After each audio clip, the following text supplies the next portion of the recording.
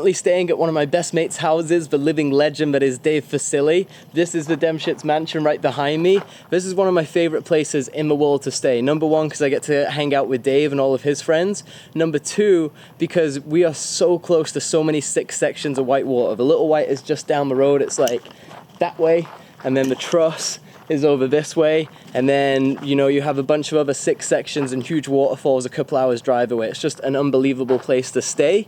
Unfortunately, one of the things that makes this place so special is not here right now. Dave Facili is back home on the East Coast. He's visiting some family, doing some work and all of that stuff. But in the meantime, I get to stay at Demshitz Palace, and I'm pretty much let loose. I have free reign as long as I don't piss off Dave's girlfriend Gina too much. And yeah, I'll show you guys the sights and sounds of the Demshitz Palace. Let's go. So over here we have the legendary Demshitz van. I got to tour around in this thing for 3 or 4 years with Demshitz. The first time I got in this, I was 17 or 18 years old, and it was an experience. Let me tell you that, being on tour with Demshitz. It was insane. But it's definitely, this thing has got some history behind it, let me tell you that. So these are all the signatures of people that have hung out in the van, whether at a festival or toured around with it for a part of the year or not. So I think up there's like Jared Seiler's signature, which is like original Demshitz. Graham Seiler is like up here somewhere. This right here, this was my original note to Demshitz, which sort of started all the roof signing and whatever, and that was just like on my first year, just like, thanks for a sick trip, gonna miss you guys, there's some beer in the front seat of the car and whatever, see you guys next year. But yeah, pretty sick van. This is typically where Dave would stay if we didn't sleep outside, or if it was raining, he would sleep on the top bunk. And then normally Matt Anger or someone would be like here, right on the floor. And then I would be like on this bench, which conveniently, one of the many upsides to being short, I fit absolutely perfectly horizontally on this thing. And I slept pretty great, but it was just epic being able to tour around in this thing. Dave's new truck for ripping around here when it's all snowy and iced out. Pretty sick, badass looking truck. One of Dave's pets right here. This is Stardog. Stardog's actually a cat, not a dog, but he's called Stardog. What's up, buddy? He's pretty friendly, likes to hang out and chill. That's all my stuff that I need to unpack and put away. This is Dave's hammock. Probably where I'm gonna sleep for the next little bit of time.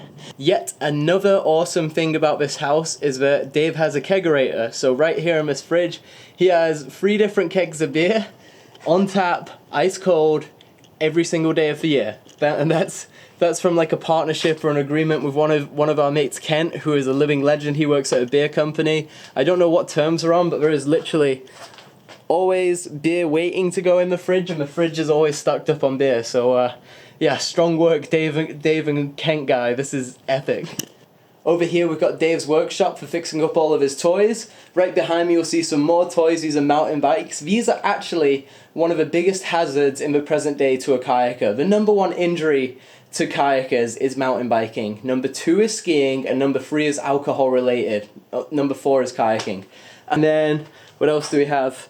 We got the weight bench, a couple of dumbbells, we got some gymnastic rings.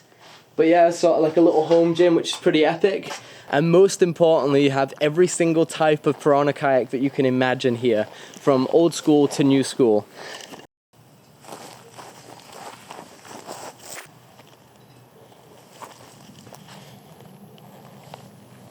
I've just found a whole new toy to play with. This is called a surf ski. I've never got to have a go in one of these, but I saw a sick video on Chris Hipgrave's Facebook of him just like surfing the tiniest little ripple forever in one of these things. It was awesome. I'm gonna try and link it below if I can find the video again.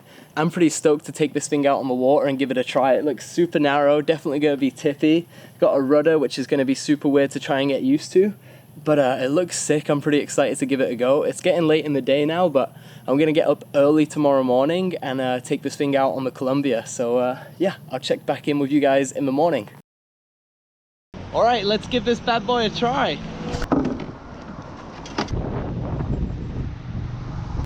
All right, here goes nothing. Nice wet seat. Love that.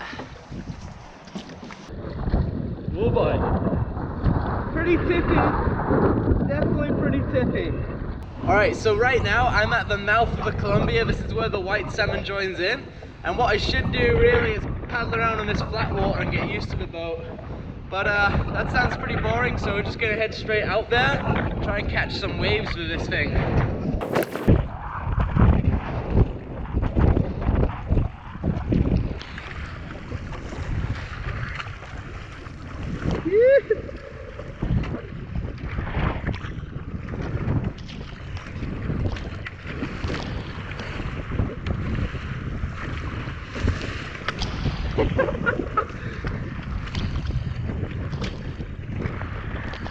Oh boy! Oh yeah!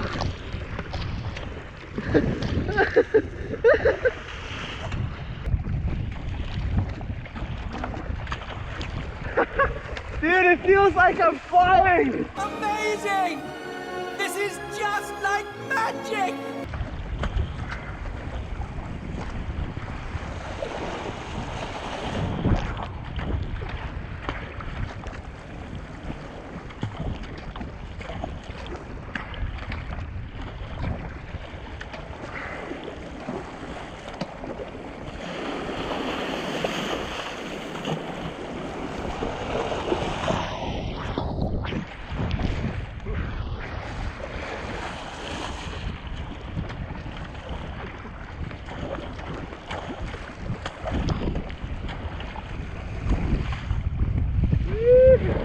That was so much sicker than I thought it was going to be. Oh my god. That is like the fastest kayak I've ever been in, ever. It was so sick. It would surf like the tiniest little ripple ever. It's super cool experience.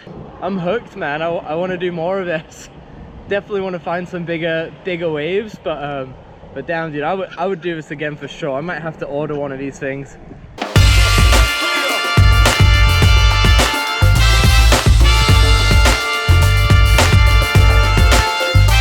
Some of you might have noticed in a couple of those clips my paddle is upside down. I have no excuse for this other than that I am a beater, and it was like 6:30 in the morning. I did not get much sleep last night because I was sleeping in the hammock and I woke up to all these sounds, like some sort of big animal like rustling around outside, and I could hear it like chewing food or something, and so my mind was immediately like, oh my god, it's a bear.